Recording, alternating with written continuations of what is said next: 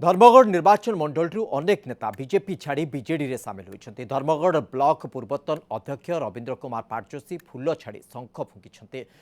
2014 मसीह BJP विधायक प्रार्थी थे रवींद्र मुख्यमंत्री आदर्श रे अनुप्राणित होई से बीजेडी रे मिशिछंती। रवींद्र सहित बहु धर्मगढ़ कर्मी बीजेडी रे सामिल होती।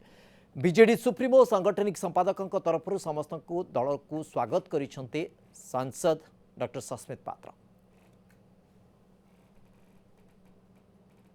सहित कलाहांडी जिल्लार धर्मगढ़ निर्वाचन मंडली विशिष्ट गणमान्य व्यक्ति माने नेतृमंडली आज भारतीय जनता पार्टी को परित्याग कर विजु जनता दल में सम्मिलित होती। आम समस्त को स्वागत करुचु।